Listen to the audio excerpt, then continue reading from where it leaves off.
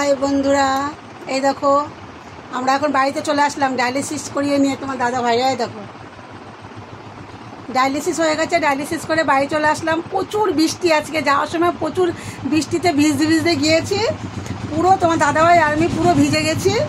যাই হোক, পরে গায়ে গায়ে শুকিয়ে গেল। আর মোটামুটি আজকে দফায় দফায় সেই সংঘর্ষ হয়, সেই সংঘর্ষের মতন বৃষ্টি হচ্ছে। তোমাদের দাদাভাই আমরা টের পাইনি, বাইরে বেরিয়ে পরে টের পেয়েছি। আমাদের এখানেও নাকি প্রচুর বৃষ্টি হয়েছে। যাই হোক, বাড়িতে এসে দুজনে, তোমার দাদাভাইকে তো স্নান করানো হয় না, জামা কাপড় খুলিয়ে ফ্রেশ করে দেওয়া হয়। আমি স্নান করে আসলাম, করে এসে দেখো চা করে নিয়েছি, দুজন চা সেবা করছি দুজনে মিলে। এরপরে আমি একটুখানি বিশ্রাম করব।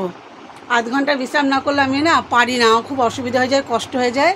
কারণ আমারও না দুটো অপারেশন আছে, একটু অসুবিধা হয় আমারও শারীরিক দিক থেকে। তারপরে রান্না বসাবো, রান্না বসিয়ে আর খেয়ে, কিন্তু প্রত্যেক দিনই ভাবি যে সকাল সকাল রান্না করে সকাল সকাল খেয়ে সকাল সকাল শুয়ে পড়বো, যেহেতু 4টে সাড়ে 4টের সময় আমি উঠি, কিন্তু সে হয় না, সেই 11টা সাড়ে 11টা। খুব সমস্যা হয়ে যায়। কেউ খেতে, তোমার দাদাও খেতে চায় না, ওই ছেলেও খেতে চায় না। যাই হোক, অনেক কথাই বললাম। তোমরা সবাই খুব ভালো থেকো, সুস্থ থেকো। সবাই একটু কমেন্ট করে নিও। দাদার হাতটাতে দেখে নিলে, এখানে একটা সুচ, এখানে একটা সুচ, একটা দিয়ে ব্লাড, একটা দিয়ে রক্ত, এই রক্ত বলছি জল বেরোয়। যাই হোক, তোমরা সবাই একটু পাশে থেকো, সাথে থেকো।